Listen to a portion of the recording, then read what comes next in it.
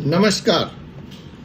तो आज का वीडियो, आज का लीगल एपिसोड शुरू करते हैं। बड़ा बिजी दिन था आज का। SEZ स्पेशल इकोनॉमिक जोन का एक मामला, सारा दिन उसमें लग गया। फिर एक बड़ी विक्ट्री भी हुई होम बायर्स के केस में। 40, 42, 50 लोगों को बिल्डर 4 साल से दौड़ा रहा था, घर नहीं दे रहा था, उनको घर मिला। बड़ी खुशी की बात है। तो आज का वीडियो अभी मौका मिला, कल आपके बीच नहीं आ पाया था, उसके लिए माफ़ी। तो देखिए, मेरे हाथ में एक कप है जिस पे लिखा है न्याय सबके लिए, access to justice for all. तो इसी अवधारणा से प्रेरित होकर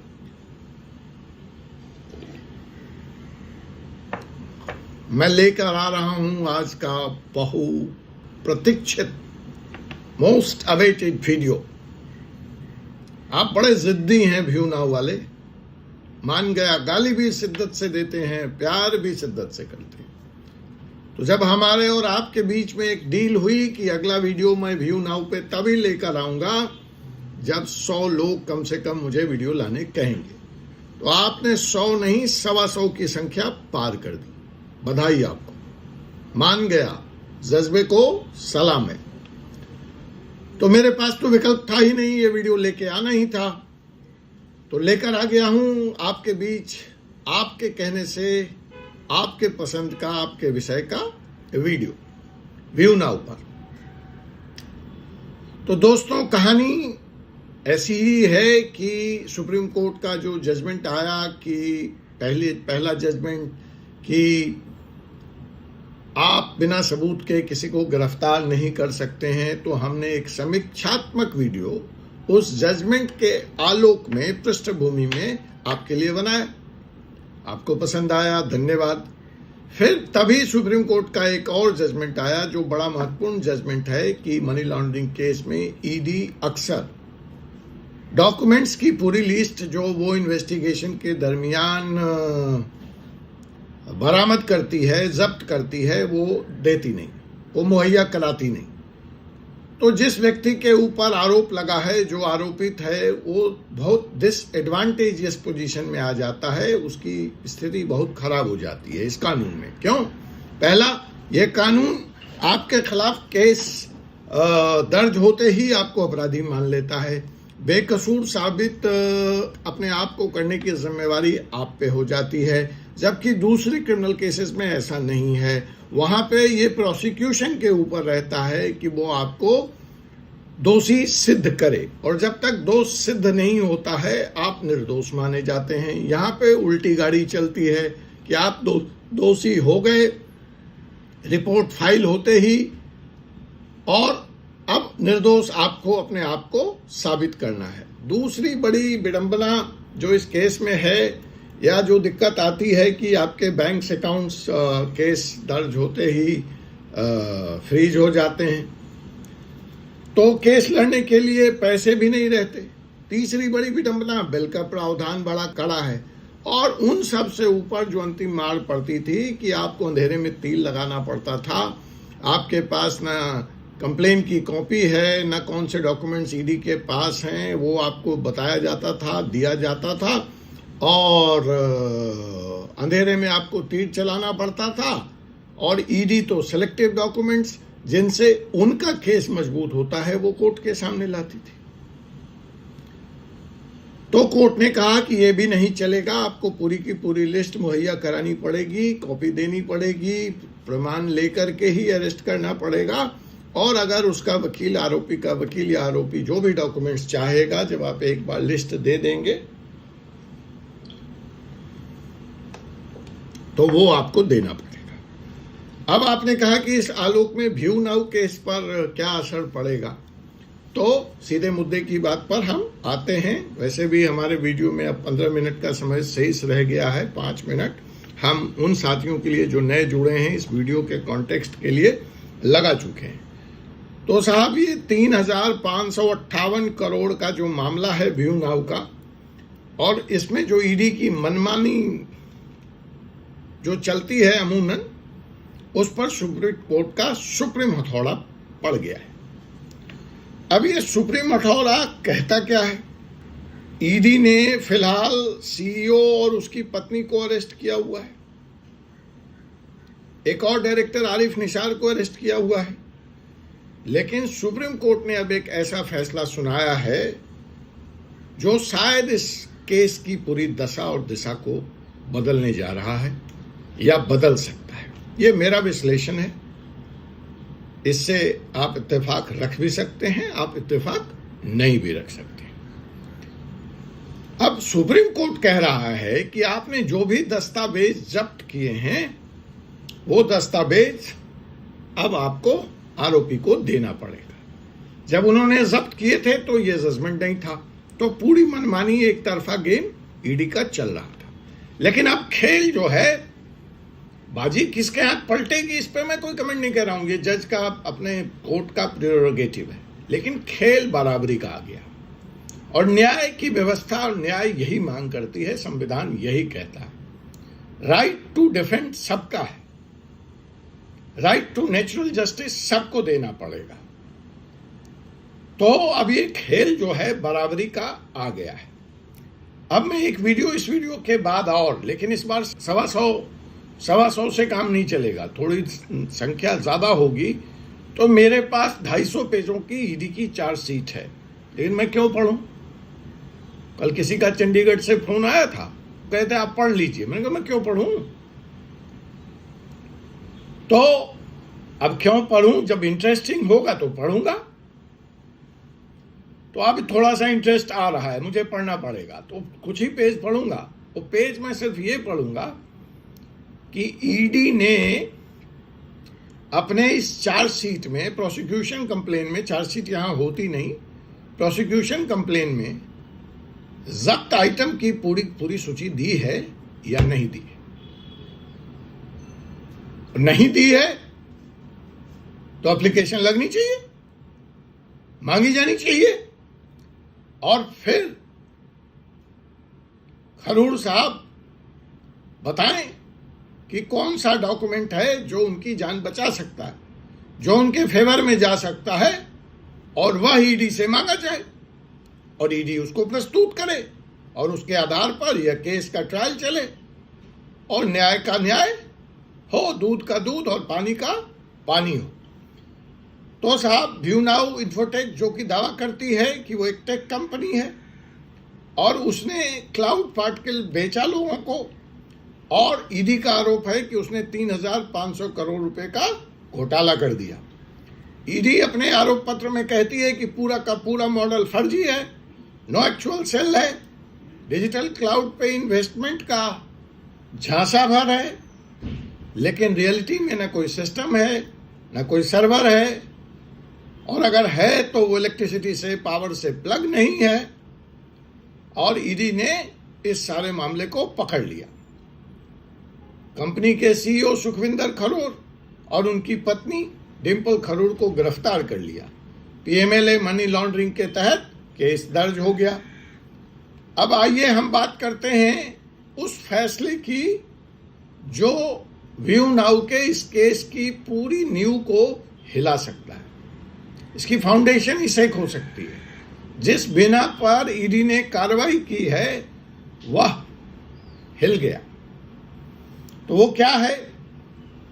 सुप्रीम कोर्ट ने कहा कि ईडी सिर्फ उन्हीं दस्तावेजों को नहीं दिखाएगा जो उसके पक्ष में, जो उसके हक में है, बल्कि उसे वो सारे दस्तावेज जिसका वो दावा करता है, जो उसने जब्त किए हैं, वो पूरा के पूरा दस्तावेज आरोपी को देने होंगे। और यहां पर आकर के ये जो प्रोसिक्यूशन कंप्लेन की 222 पेज है वो बड़ी महत्वपूर्ण हो जाती है। हम देखेंगे, हम स्टडी करेंगे, लेकिन फिलहाल इतने ही तक कि आपको सारे दस्तावेज देने पड़ेंगे। मतलब अब ईडी कोई भी सबूत छुपा नहीं सकता। ईडी अब कोई भी सेलेक्टिव कागज जिससे उसके आरोप मजबूत होते हों सिर्फ वही कोर्ट को नहीं दिखाएगा, उसे हर वो कागज जो उसने जब्ती की है दिखाना पड़ेगा। अब यहां पर एक मामला इंटरेस्टिंग हो जाता है। जिसकी चिंता आप लोगों को है, ध्यान से मेरी बात सुन लो। 10वें मिनट में आ रहा है वीडियो के, काट के शेयर करो ये पोर्शन कि अब उन लोगों ने जिन्होंने बैंकिंग चैनल से पैसा दिया है वो संख्या सामने आ जाएगी। और यही तो हम चाहते थे डे 1 से। हमने बार बार कहा है कि मेरा ईडी से कुछ लेना देना नहीं, मेरा व्यू नाउ से कुछ लेना देना नहीं, मेरा लेना देना तो भारत की आम जनता से है। मेरा लेना देना तो उन बेचारे भोले भाले निवेशकों से है जो किसी बहकावे में, किसी झांसे में, वो कानून के कोई पीएचडी हैं क्या, एक्सपर्ट हैं क्या भारत सरकार? आप अपनी गलती मानने को तैयार नहीं है। ऐसी फर्जी कंपनियां पहले तो लॉन्च हो जाती हैं, फिर बरसों बरस वो काम करती हैं, फिर आपके ध्यान में आता है, फिर आप कार्रवाई करते हैं। आपके यहां केस की पेंडेंसी इतनी है, वर्षों लगते हैं, और बेचारा मरता है वो भोला वाला निवेशक जिसने बैंक से लोन लेकर के केस में पैसा लगाया। और अगर ईडी ऐसा कुछ सोच रही थी जो मुझे नहीं मालूम कि वो अब इन्वेस्टर्स की पूरी संख्या, क्योंकि मैंने देखा प्रोसिक्यूशन कंप्लेन में कुछ संख्या की बात करती है ईडी, जो इनिशियल कंप्लेन दर्ज की है ईडी ने, इसी आईआर खोला है उसमें कुछ संख्या की बात करती है। जब कोर्ट में रिमांड पे लाती है तो कोई और संख्या है। लेकिन अब जब सब दस्तावेज आप दोगे जो आपने जब्ती की है तो संख्या तो बतानी पड़ेगी।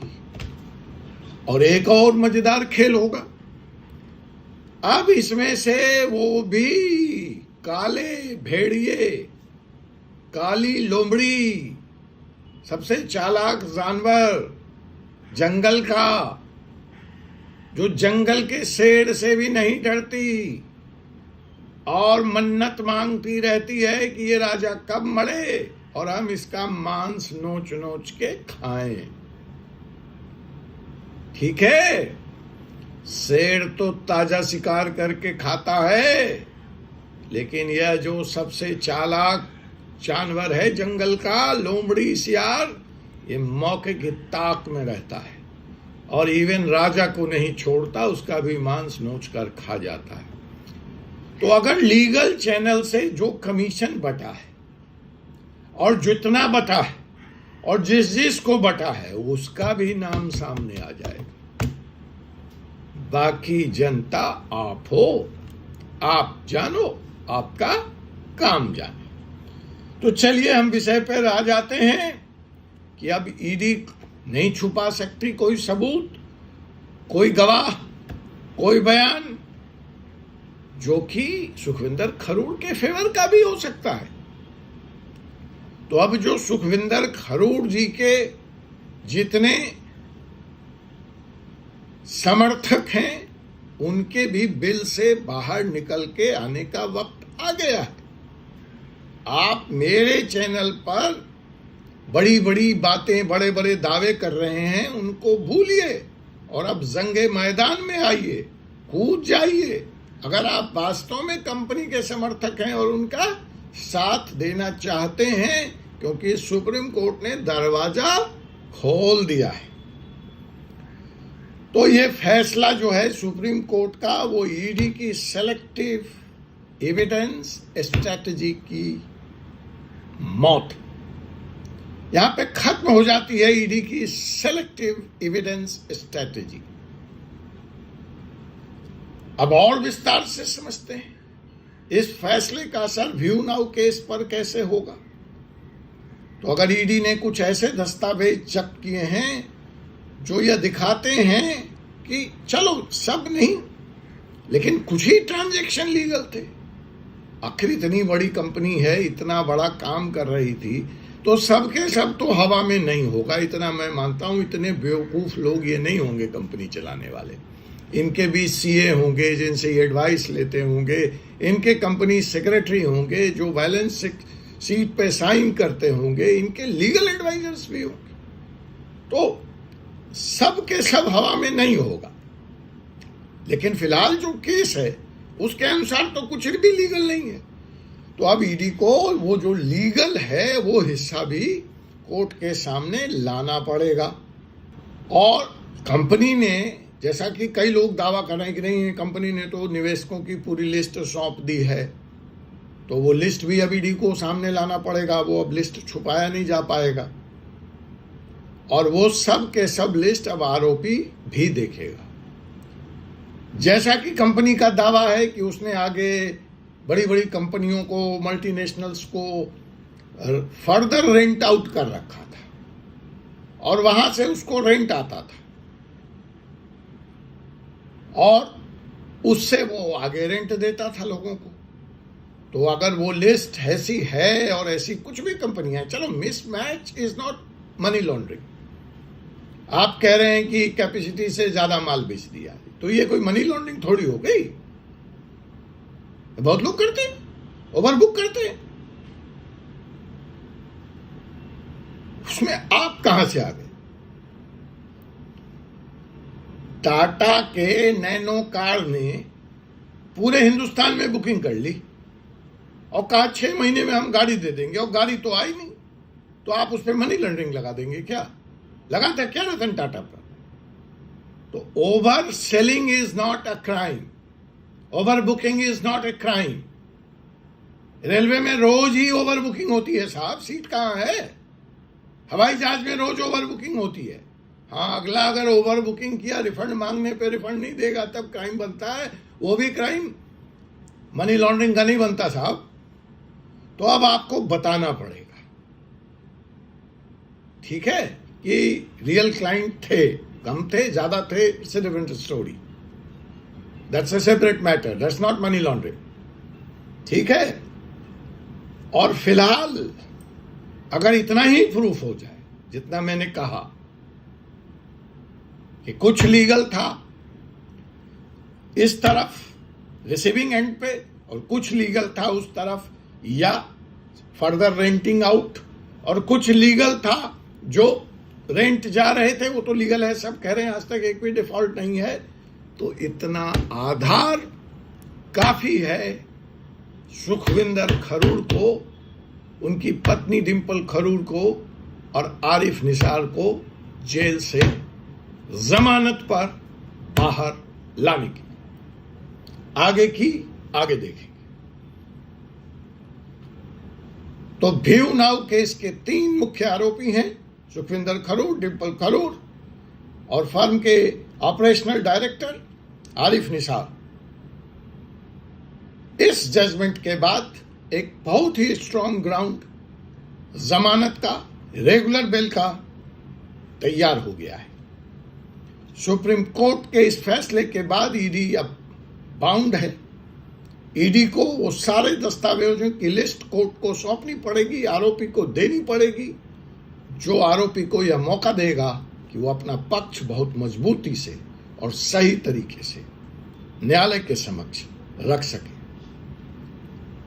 अब व्यू नाउ के डायरेक्टर्स के लिए एक सुनहरा मौका है कि वो यह बता सकें कि उन पे जो घोटाले का आरोप है और उसकी जो रकम है वो एग्जेगरेटेड है, वो बढ़ा चढ़ाकर ईडी के द्वारा बताई जा रही है, ऐसा नहीं है। या जो चेन ईडी साबित करने की कोशिश कर रही है ट्रांजैक्शन की, वो चेन की जो एविडेंस है वही गलत है, वही सही नहीं है, या पूरी चेन ऑफ एविडेंस ही सही नहीं है। और अगर ये दोनों प्रूफ कर ले गए व्यू नाउ वाले, तो बेल मिलना आसान हो जाए। देखिए, सुप्रीम कोर्ट के इस फैसले को मैंने व्यू नाउ के केस में विश्लेषण करने का प्रयत्न किया है, लेकिन इसका एक लार्जर मीनिंग है मनी लॉन्ड्रिंग केस में, उस बात को मत भूलिए। इसको लिमिटेड व्यू नाउ के केस में नहीं देखा जाना चाहिए। इस जजमेंट को यह फैसला सुप्रीम कोर्ट का न सिर्फ व्यू नाउ के लिए बल्कि हर उस भारतीय के लिए उम्मीद की किरण बनकर सामने आया है जो ईडी या इस तरह की सरकारी एजेंसियों के मनमानी के शिकार हैं। यही है आर्टिकल 21 की असली ताकत। न्याय, वो भी बराबरी से और वो भी पारदर्शिता से। Justice with equality and with complete transparency. That is article 21 of the Indian constitution.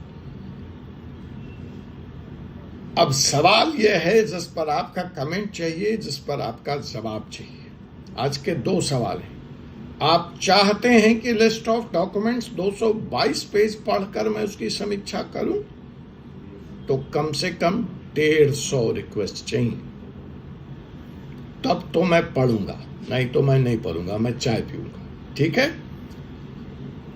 और दूसरा सवाल, इस जजमेंट के बाद क्या आपको लगता है कि अब ईडी को भी कोर्ट के सामने पूरी ईमानदारी के साथ पेश होना पड़ेगा?